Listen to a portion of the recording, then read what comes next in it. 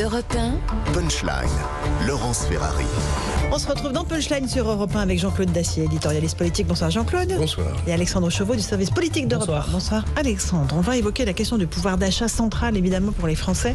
Bruno Le Maire hier demandait à nouveau aux entreprises d'augmenter les salaires afin que le travail paye et paye bien, c'est ce qu'il disait. Écoutez la réponse de Marine Le Pen, elle était en déplacement aujourd'hui à Marignane dans les Bouches-du-Rhône.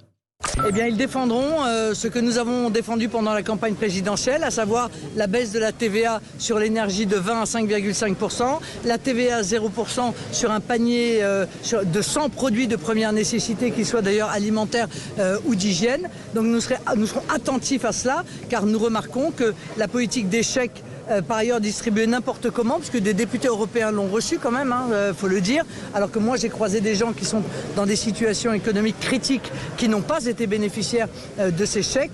Donc le plus simple est de rendre leur argent aux Français plutôt que de leur en prendre et de faire mine de leur en redonner un tout petit peu de temps en temps. Voilà la critique de Marine Le Pen, Alexandre Chauveau, et elle dit que ses candidats vont défendre évidemment les propositions qu'elle avait mises sur la table pendant la présidentielle. Oui. On voit qu'elle est un petit peu embêtée parce qu'elle avait préempté ce sujet très clairement pendant la présidentielle, Jean-Luc Mélenchon également, et on voit que le pouvoir d'achat, c'était un pari payant pour elle, le pouvoir d'achat, première préoccupation des Français, et en fait le gouvernement est clairement en train de venir sur ce terrain-là. Emmanuel Macron a établi 3 priorités, la santé, l'éducation et l'écologie, la transition énergétique et écologique, et au-delà de ces 3 priorités, il y a vraiment le sujet urgent qui est le pouvoir d'achat. Et un premier texte de loi devrait être présenté en Conseil des ministres avant les législatives qui inclurait toute une série de mesures. Alors il y a la prolongation du bouclier tarifaire sur l'énergie, la remise des prix sur le carburant, la création du chèque alimentation, la revalorisation des minima sociaux, l'indexation des retraites sur l'inflation. Donc en fait, le gouvernement met en bas de la pile le dossier par exemple de la réforme des retraites qui est plus problématique et va tout de suite avant les législatives sur la question du pouvoir d'achat qui est la première préoccupation des Français. Ça n'a sans doute rien à voir avec les élections. Probablement. Moi je vais vous dire, je regrette, alors je ne sais pas qui l'a bâti, je ne me souviens même plus de la loi en la matière, s'il y a une loi, je trouve que le délai entre la présidentielle et les législatives est trop long. Que chacun s'endort un peu, répète un peu de manière systématique les arguments qui ont été les siens pendant la campagne présidentielle. On vient d'écouter Marine Le Pen qui est en train effectivement de se faire voler sa campagne assez efficace sur le pouvoir d'achat et les Français qui peinent à finir leur fin de mois. Le gouvernement en tout cas l'a entendu. Oui, nous allons avoir... Vous ne pouvez pas ne pas entendre les Français aussi. Oui, je pense qu'il faut quand même regarder les choses peut-être d'un peu plus près que ce qui est dit un peu rapidement ici ou là. Néanmoins, faut attendre prudemment, mais j'ai entendu avec intérêt la liste des points sur lesquels le gouvernement... de la prime Macron aussi. Voilà, le triplement de la prime qui était à combien qui peut monter jusqu'à 6 000 euros, qui pourra monter jusqu'à 6 000 euros, qui est appelé prime Macron, mais qui est en fait versée par les patrons qui, selon leur seul... Mais défiscalisé, c'est ça. Bon. Et puis il y aura évidemment la réindexation Macron qui a des déjà retraites sur l'inflation dès le mois d'août, peut-être même dès le mois de juillet pour être payé au début du mois d'août, etc., etc. Je ne sais pas combien ça va coûter. Ça, c'est la politique des chèques qu'elle dénonce quand même, Marine Le Pen. Je serais tenté de... Elle dit qu'il faut une baisse massive sur la fiscalité, la TVA. Sur l'énergie. Oui, la baisse massive de la fiscalité, et après on fait comment ? Je ne sais pas à quel montant se fixera et se terminera ce plan spécial avant élection de lutte contre l'inflation et la baisse des pouvoirs d'achat des Français. Il va sans doute y avoir aussi des mesures sur l'essence, peut-être. Moi, ce que je souhaiterais simplement, mais mon Dieu, c'est qu'on soit un petit peu plus sélectif qu'on ne l'était jusqu'à présent. C'est bien que tout le monde bénéficie, vous, moi, tout le monde, des 18 centimes de réduction sur le prix des carburants.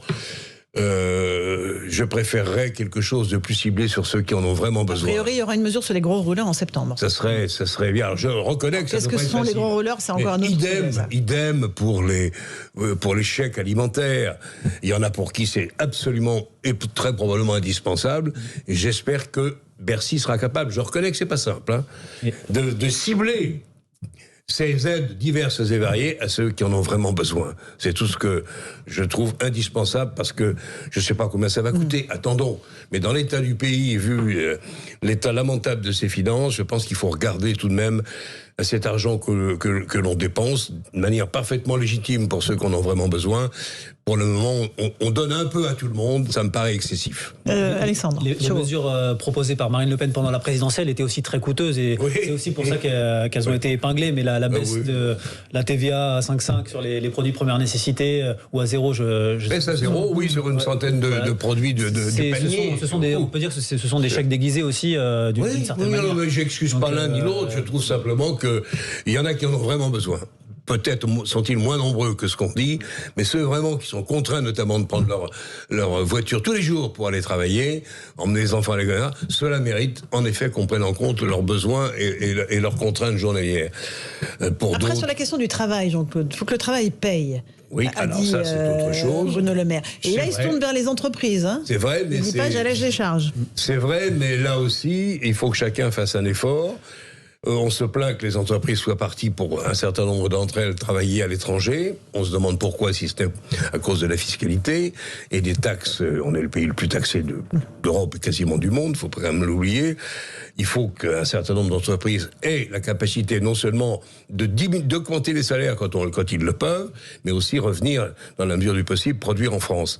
Mais monsieur le ministre de l'économie, des finances, son territoire s'est élargi. Qu'est-ce qu'on fait sur les taxes de production? Qu'est-ce qu'on fait sur la fiscalité des entreprises? Est-ce que les efforts qui seront demandés aux entrepreneurs seront défiscalisés? C'est ça où on ne reculera que pour mieux sauter dans la trappe du chômage. On en a déjà assez comme ça. Donc oui, à une augmentation des salaires. Il y a beaucoup de gens, là encore, il va falloir, je pense, cibler. Il y en a beaucoup de gens à qui ça fera du bien et qui en auront besoin.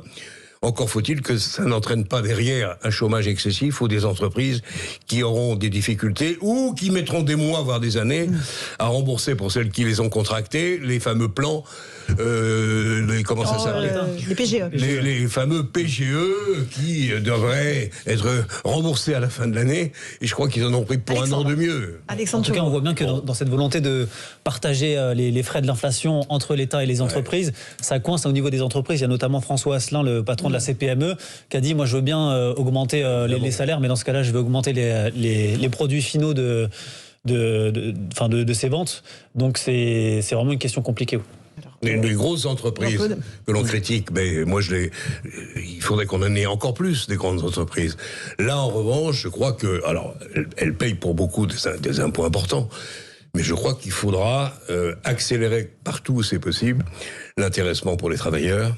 Ça fait partie, l'épargne salariée, ça fait partie des promesses d'Emmanuel Macron. Il faut en effet que ces choses-là, alors donnons-nous un petit peu de temps quand même avant de critiquer et de dire que tout ça ne vaut pas est dû uniquement à la proximité des élections.